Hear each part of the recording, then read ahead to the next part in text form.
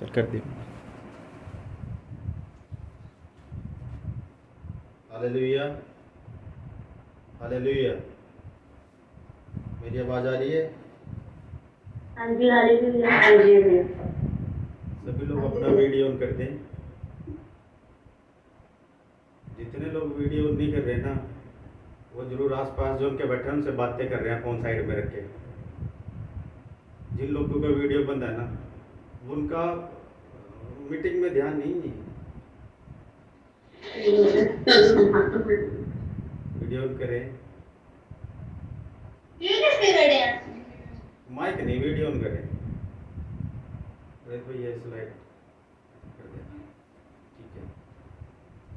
मैं तो कर नहीं सकती, मेरा दिमाग खाली है। कोई बात, ठीक है। परमेश्वर का धन्यवाद हो आज के इस सुंदर समय के लिए। सभी जवान बहन भाइयों को प्रभु यीशु मसीह के नाम से जय मसीह की। प्रभु आप सबको बहुत आशीष दे इस मीटिंग में जुड़ने के लिए। मैं अभी बैठा था, भाई रोहित मेरे पास बैठे हुए थे। मैं बात कर रहा था कि आज की अनाउंसमेंट बड़ा प्रतिफल लेके आई है।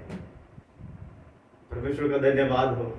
आज परमेश्वर ने समय हमारे बीच में दिया है कि कुछ समय हम वचनों से कुछ सीख सके, कुछ समझ सके, कुछ पा सके। परमेश्वर का धन्यवाद मैं करता हूँ।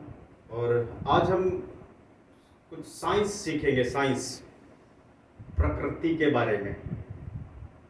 हाँ जी, आज हम कुछ सीखेंगे, ठीक है। प्रचार, आप सोचना प्रचार भी है, लेकिन आज के समय में जैसे हालात हो रहे हैं, मैं जैसे चर्च से घर पहुंचा, मुझे खबर सुनने को मिली कि केरला में एक चर्च के ऊपर एक अटैक हुआ है, एक बम डाला गया है।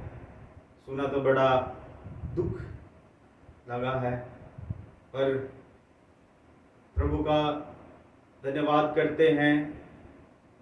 इसलिए मैं रात भी मैंने आज बोला, रात भी मैं बड़ा परेशान था। इजराइल को देख के, फिलिस्तीन को देख के बड़ा परेशान मैं रात भी, बच्चे छोटे छोटे देख के इतना परेशान मैं हुआ। मेरी मन से एक ही प्रार्थना निकली, प्रभु दया कर, दया कर। एक दुख मन में था कि मैं ये भी सोच सकता था, मेरे मन में भी अचल हमारे देश में थोड़ी ना है, पर जब आज सुना तो हमारे यहां भी हो गया है ना। पर हमें तैयार रहना है, यीशु का आना नजदीक है, हमें तैयार रहना है। यदि प्रभु आ जाए तो हम उसके साथ उठा लिए जाए। हमें आत्मिकता में मजबूत होना है, वचनों में मजबूत होना है, प्रार्थनाओं में मजबूत होना है, संगति में मजबूत होना है। मेरे जवान बहन भाइयों, एक समय है, हमारे पास दो रास्ते हैं। या तो हम गलत रास्ते पे चले जाएं, या हम सही रास्ते पर चले। आज के प्रचार के बीच में एक गीत गया था, क्रूस को देख के मेरा जीवन बदल गया,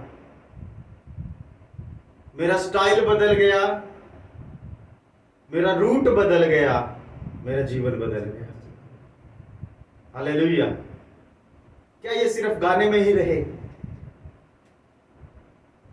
क्या ये सिर्फ बातों में ही रहे? नहीं मेरे प्रियो, जीवन में भी ये चीज लागू होनी बहुत ज्यादा जरूरी है। आज का जो वचन है वो एक वृक्ष के ऊपर है। पिछले दिनों शुक्रवार को मैंने यहाँ पर इसी वचन से थोड़ा शेयर किया था। उस दिन कुछ और विषय था, आज कुछ और विषय है। एक वृक्ष के बारे में मैं प्रचार करूंगा। कई जगह वर्णन है।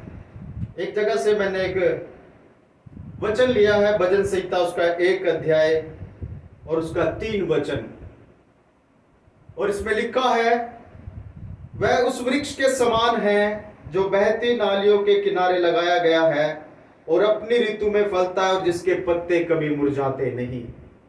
हालेलुया। सवाल है, किस पेड़ के पत्ते मुरझाते नहीं?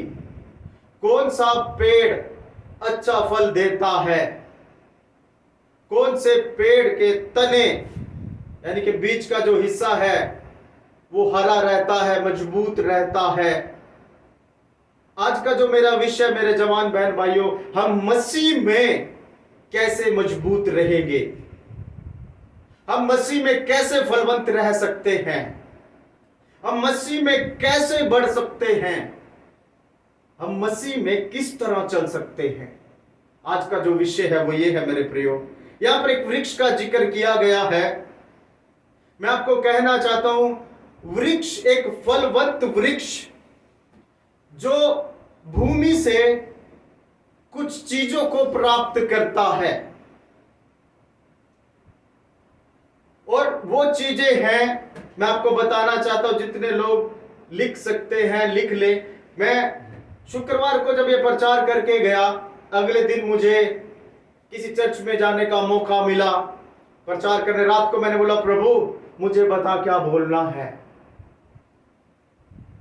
परमेश्वर ने कहा, वृक्ष तू जान पहले वृक्ष कैसे फलवंत होता है, वृक्ष बढ़ता कैसे है, वृक्ष के अंदर पत्ते कैसे हरे भरे रहते हैं, वृक्ष कैसे बीमारियों से लड़ सकता है, क्या उसके अंदर है। तो मैंने रात को वो सर्च किया, तो एक जो पौधा है वो भूमि से पानी लेता है, बहुत सी चीजें लेता है। मैंने 3 चीजें जो महत्व के बारे में मैंने लिखा है। एक पेड़ को विकसित होने के लिए, फलवंत होने के लिए, बीमारियों से लड़ने के लिए 3 चीजें बहुत ज्यादा महत्वपूर्ण हैं। पहली है नाइट्रोजन, दूसरी है फास्फोरस, और तीसरी है पोटाशियम, जिसको बोलते हैं पोटाश। एक वृक्ष को फलवंत होने के लिए इन 3 बहुत सी चीजें हैं, बहुत से तत्व हैं, पर इन तत्व बहुत महत्वपूर्ण हैं एक वृक्ष को फलवंत होने के लिए। मैं आपको बताना चाहता हूं, यदि पौधे को उचित मात्रा में नाइट्रोजन ना मिले तो पौधा नष्ट हो जाता है। यदि सही समय पर उसको नाइट्रोजन ना मिले मेरे प्रियो, तो पौधा नष्ट हो जाता है। ध्यान से सुनना, मैं आपको, आप जवान हैं, पढ़े लिखे हैं, मैं उसी तरीके से आपको कुछ समझाना चाहता हूं। नाइट्रोजन के बिना, यदि उसको उचित मात्रा में उस पौधे को नाइट्रोजन ना मिले तो पौधा नष्ट हो जाता है। अगर नाइट्रोजन ना मिले ना, तो पौधा भोजन भी उत्पन्न नहीं कर सकता। काफी चीजें हैं इसमें मिक्स, लेकिन मैं महत्वपूर्ण बता रहा हूं। मैं आपको कहना चाहता हूं, एक पौधा है, उसको बढ़ने के लिए, उसको फलवंत होने के लिए नाइट्रोजन की जरूरत है। उसको उचित मात्रा में वो चीज चाहिए मेरे प्रियो, तभी वो बढ़ सकता है, तभी वो फल देने के काबिल हो सकता है। मैं आपको कहना चाहता हूं दूसरी बात, फास्फोरस ये क्या करता है पता है? एक पौधे को विकसित करने के लिए, एक पौधे के लिए बहुत ज्यादा जरूरी है। एक पौधे को बढ़ने के लिए, एक पौधे को बड़ा होने के लिए, ये बहुत, इसके साथ और भी चीजें हैं, वो आप पढ़ लेना, आपको मिल जाएगा। लेकिन एक पौधे को बढ़ने के लिए या उसके अंदर परिवर्तन आने के लिए ये चीज बहुत ज्यादा जरूरी है। तीसरा है पोटाशियम।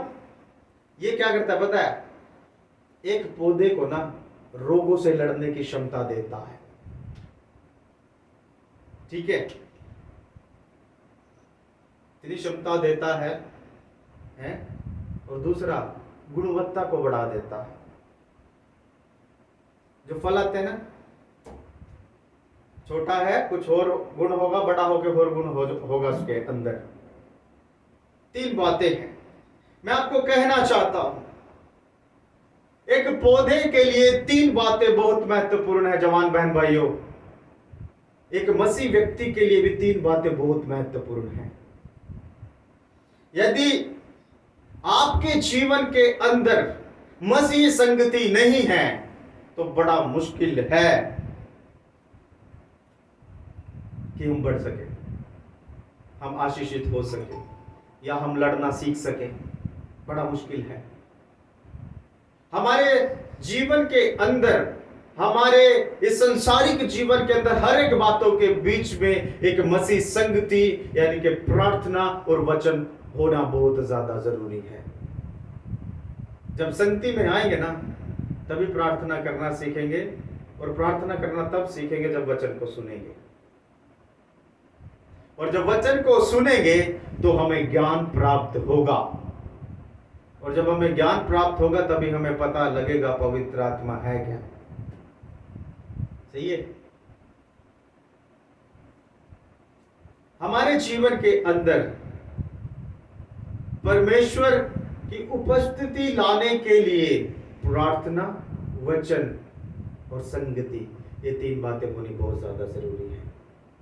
यदि हम बढ़ना चाहते हैं तो, यदि हम आशीषित होना चाहते हैं तो, यदि हम फलवंत होना चाहते हैं तो, जैसे एक पेड़ को फलवंत होने के लिए, बढ़ने के लिए, रोगों से लड़ने के लिए 3 महत्वपूर्ण बातें मैंने आपको बताई हैं, उसको जरूरत है। ऐसे एक मसीह व्यक्ति को मसीहत में चलने के लिए, उसमें मजबूत रहने के लिए 3 बातों की बहुत ज्यादा जरूरत है। वो है प्रार्थना, वचन और संगति। मैं आपको कहना चाहता हूं, हम अपने आप से नहीं फलवंत हो सकते।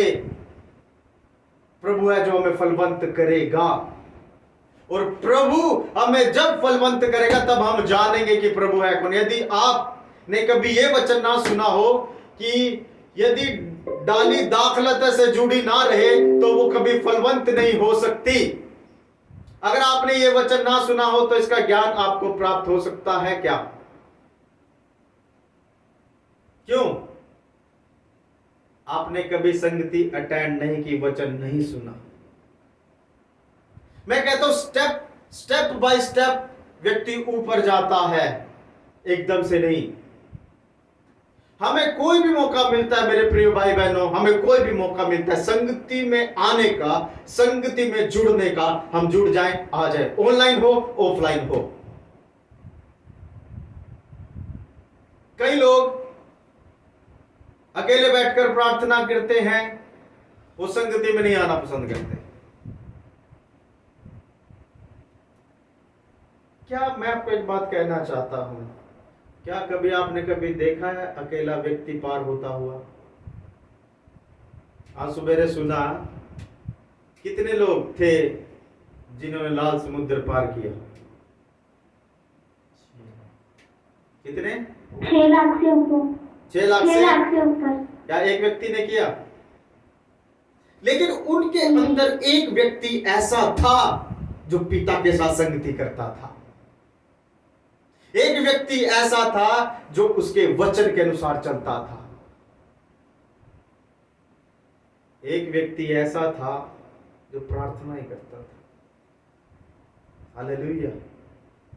एक व्यक्ति था उनमें जिसका पिता के साथ रिश्ता था, जो पिता से बातें करता था।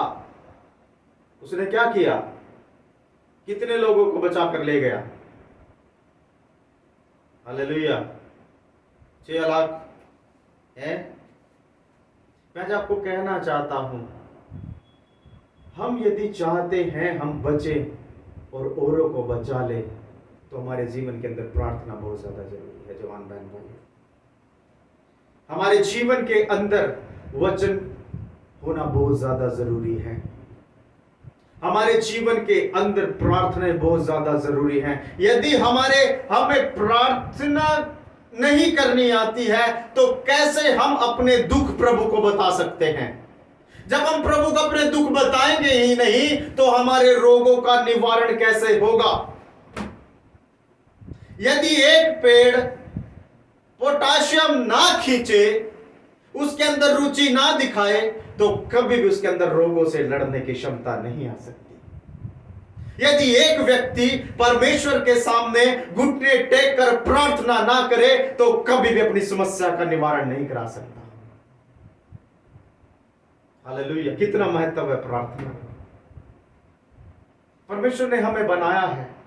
हम कहते हैं बहती नदी के किनारे लगे हुए हैं, चेक करें क्या सही में लगे हुए हैं। वो जो स्वर्ग से बह रहा है, वो पवित्र आत्मा का जो अभिषेक बह रहा है, क्या हम सही में, कहना आसान है हम लगे हुए हैं, लेकिन ना प्रार्थना करते हैं, ना संगति करते हैं, ना वचन पढ़ते हैं, तो कैसे आप कह सकते हैं पवित्र आत्मा के इस भाव में लगे हुए हैं? यदि आपके अंदर वचन पढ़ने की और मनन करने की आदत नहीं है, आप कभी आत्मिकता में विकसित नहीं हो सकते। मेरे प्रियो, मसीह जीवन में चलने के लिए हमें वचन हमारी जिंदगी में होना बहुत ज्यादा जरूरी है। यदि वचन नहीं है तो हम फलवंत नहीं हो सकते, और वचन होना ही काफी नहीं है। वचन का ज्ञान होना ही काफी नहीं है जवान बहन भाइयों, वचन पर चलना ही फलवंत होना है। तीन बातें मैं आज आपको कहना चाहता हूं। आज वचन में दोपहर को सुना, लोग हमारी गवाही देते हैं। क्या गवाही देते हैं? इससे अच्छा तो तू पहले था, ये सिखाते तुझे चर्च में हैं, यही था ना। बोले एक मैं आपको फल गिनवाते, एक ना वो जो 8 सा फल होता है, उसका नाम बेलपत्थर है ना। बेलपत्थर का देखा आपने? किसी को मार के देखना, किसी दिन सर भी फोड़ देता है ना। कई लोगों के अंदर वही फल लगे हुए हैं अभी भी। है तो मसीह, लगे तो भूमि के अंदर है, लेकिन फल तो दूसरे हैं। मैंने उस दिन 3 बात, जिन लोगों ने नहीं सुना, मैंने 3 पेड़ों के बारे में बताया था। सूखा पेड़, एक पत्तों वाला पेड़, और एक पत्तों और फल वाला पेड़, है ना। देखना आप, बेलपत्थर का जो वो फल होता है ना, उसको पकड़ना आप किसी दिन। वो जो मैच में बॉल होती है ना, लेदर की बॉल होती है ना, मैच के अंदर उतना हार्ड होता है वो। किसी को मार के देखना, वो उसको पता लगेगा कि यार कौन सा फल लेकर खड़ा है। Hallelujah, hallelujah. हम बोलते हैं ना हमारे अंदर आत्मिक फल हैं। पानी कितना दे रहे हैं रोज पेड़ को? पानी कितना दे रहे हैं? कितना नाइट्रोजन खींच रहे हैं आप? कितना फास्फोरस खींच रहे हैं आप? कितना पोटाशियम ले रहे हैं आप? उस पर निर्भर करता है एक अच्छा फल आना। जितना आप वचन में बढ़ेंगे, जितना आप संगति में बढ़ेंगे, उतना आपके अंदर जो फल है वो और पकने शुरू हो जाएंगे। कच्चा फल कभी किसी को तृप्त नहीं कर सकता मेरे प्रिय। यदि हम कहते हैं, जवान बहन भाइयों, मैं आज के सुबह के प्रचार के साथ ही इसको जोड़ रहा हूं, फल दिखते हैं, हमारी गवाही, हमारी बातचीत से लोग देखते हैं। मेरे को कई लोग बोलते हैं, कई लोग पहले तो बोलते थे, अब तो बोलते हैं बहुत बदल गया है। पहले तो बोलते थे सुनता भी नहीं है, अब लोग बोलते हैं बोलता भी नहीं है। पहले बोलते थे सुनता भी नहीं है, बोलता ही रहता है, बोलता ही रहता है, बोलता ही रहता है, सुनता तो है ही नहीं।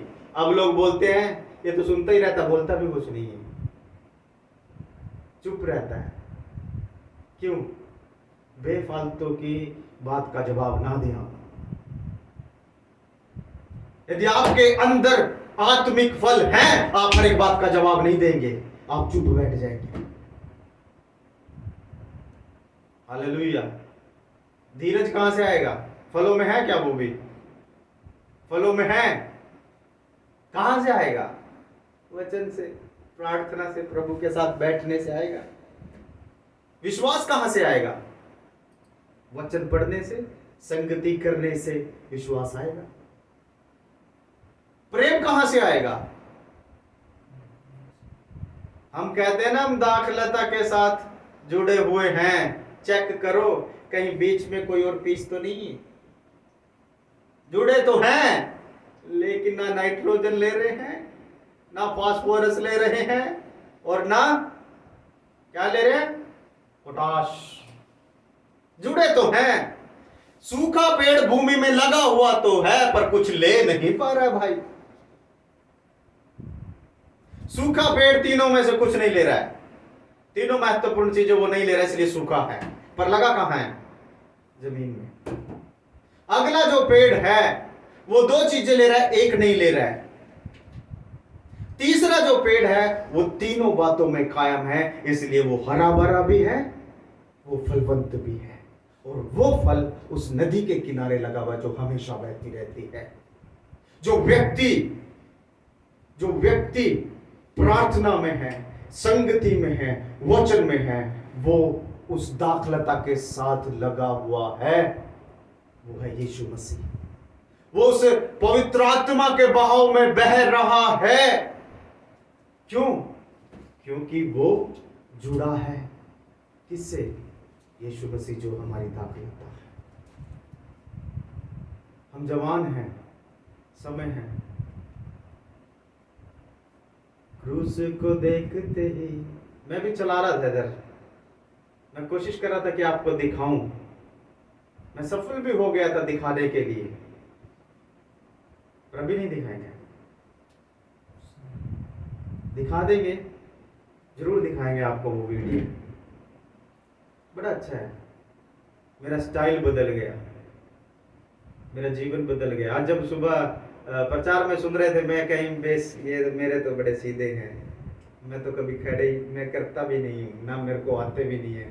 परमेश्वर, मैं तो बात अभी मैं ऐसे हाथ मार के इधर खड़ा हो गया, स्टाइल, बाल सीधे खड़े हैं।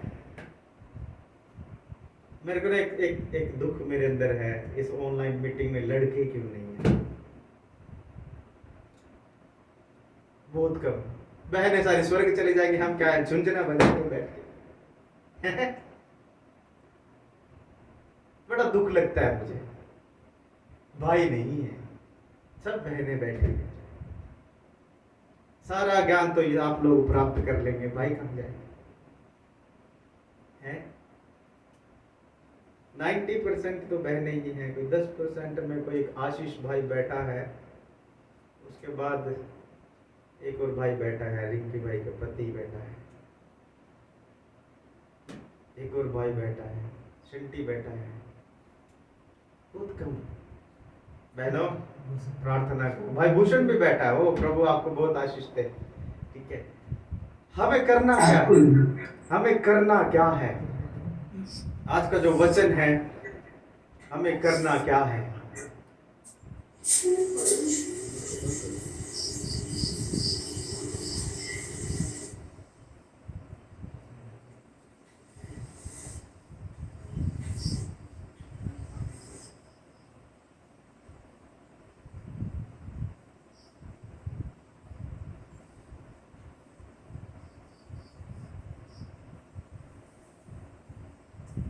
किसी का माइक है बंद कर ले, मेरे से भी बंद नहीं हो रहा है।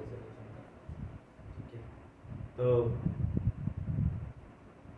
मैं आपको कहना क्या चाह रहा हूँ, क्या क्या चाहिए एक आत्मिक जिंदगी जीने के लिए? क्या क्या चाहिए? प्रार्थना, वचन और संगति।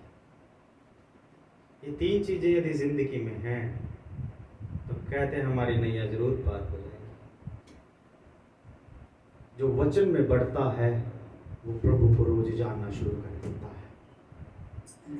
जो प्रार्थना करता है वो रोज अपने काम प्रभु से करवा लेता है। जो संगति में जाता है वो वहां से बहुत कुछ बटोर कर लेकर आता है। कहते हैं ना, स्कूल है, ज्ञान लेके जाओ पर होमवर्क तो घर ही जाके करना पड़ेगा। यदि स्कूल नहीं जाएंगे ना, यदि स्कूल में जाकर नहीं बैठेंगे ना, तो कभी आप ज्ञानवान नहीं हो सकते। जो व्यक्ति स्कूल में नहीं गया ना, वो परीक्षा भी नहीं दे सकता, वो परीक्षा में बैठ भी नहीं सकता, वो सफलता की ओर नहीं है। पर जो व्यक्ति स्कूल जाता है, ज्ञान प्राप्त करता है, वो परीक्षा में बैठता है और पास भी होता है और एक स्टेप और ऊपर जाता है। Hallelujah, hallelujah, hallelujah, hallelujah. आमीन, आमीन, आमीन, हालेलुया। मैं सोच रहा था कि मेरी आवाज आप तक नहीं आ रही है। ठीक है, मेरे पास 2 मिनट बाकी हैं, मैं समाप्त करूंगा। मैं आपसे फिर एक बार ये कहना चाहता हूँ, आप प्रार्थना करें।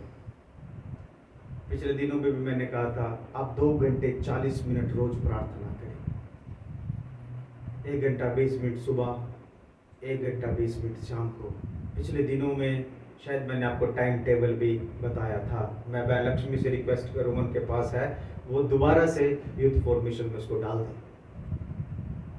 मैं आपसे कहना चाहता हूँ, जितना हम प्रभु के साथ संगति करेंगे उतना हम फलवंत हो जाएंगे। जितना हम प्रभु में बढ़ेंगे उतना हम स्वर्ग राज्य के अधिकारी होते चले जाएंगे और हम दूसरों के लिए बड़ा आशीष का कारण होंगे। लोग हमें देखकर कहने पाए, वाकई में ही यीशु मसीह के बच्चे हैं, वाकई में ही ये उस दाखलता के साथ जुड़े हुए हैं जो स्वर्ग से है। आज हमारी ये प्रार्थना हो जाए। मैं आपको कहना चाहता हूँ, आप एक और प्रार्थना करना, आप एक और प्रार्थना करना। वो प्रार्थना ये है, प्रभु जो लोग नहीं जुड़ते उनको जुड़ने के लिए तेरा आत्मा उनको विवश करे, उनकी जिंदगी में काम करे। ये बोझ है, ये प्रार्थना का विषय है, इसको आप जरूर करें। रोज जो टाइम टेबल आपको आज सेंड किया जाएगा उसके अंदर एक प्रार्थना विषय का भी एक लाइन है जो मैंने लिखा हुआ है। 1 घंटा 20 मिनट का शेड्यूल मैंने उसमें बनाया है। वो 1 घंटा 20 मिनट आप सुबह, उसके अंदर आपको तीनों चीजें मिलेगी, संगति, प्रभु के साथ, वचन और प्रार्थना। तीनों बातें उसके अंदर है। वो टाइम टेबल फिर से आज हम लक्ष्मी आपको सेंड करेगी। आप फिर से उसके अनुसार प्रार्थना करना शुरू करें। उसके अंदर एक कॉलम है प्रार्थना विषय, उसके अंदर आप जो लोग मीटिंग में ऑनलाइन में नहीं जुड़ते उनके लिए प्रार्थना करें। तक आप ये प्रार्थना जो प्रभु समय नजदीक है, लोगों को वचन में बढ़ने के लिए मदद करें, लोगों को वचन सुनने के लिए उनको मन दे पिता। ये प्रार्थना हो, प्रार्थना में संगति में बराबर आने के लिए लोगों को मन दे प्रभु। मेरे प्रियो, जब हमारे कंधों के ऊपर प्रभु ने ये भार रखा है, इस बोझ को लेकर चल दे ताकि दूसरों के लिए आशीष का कारण हो। वो केरला तक है, केरला ज्यादा दूर नहीं है यहां से है, ये ना सोचना। अभी तक तो सुन रहे थे देश से बाहर था, तो देश के अंदर ही बहुत कुछ हो गया है, ठीक है। और हम तो रहते भी ऐसी जगह है, अगर कोई अटैक भी करेगा सबसे पहले अंबाला पे अटैक करेगा, सब कुछ तो वही है। सारी फौज, आर्मी सब वहीं पड़े, एयरफोर्स सब वहीं पे है। मैं तो एक बात बोलता, प्रभु यदि आज मैं मर गया तो तेरे साथ चला जाऊं। क्या प्रार्थना हमारी, ये प्रार्थना करें। क्या प्रार्थना करें? मैं नहीं प्रभु, मेरे साथ के बहुत से हैं जिनको बचाना है। आप घुटने टेक कर प्रार्थना करें, आंसू बहा बहा कर प्रार्थना करें, परमेश्वर जरूर सुनेगा। परमेश्वर वचनों के द्वारा आप सबको आशीष दे, सबको जय मसीह।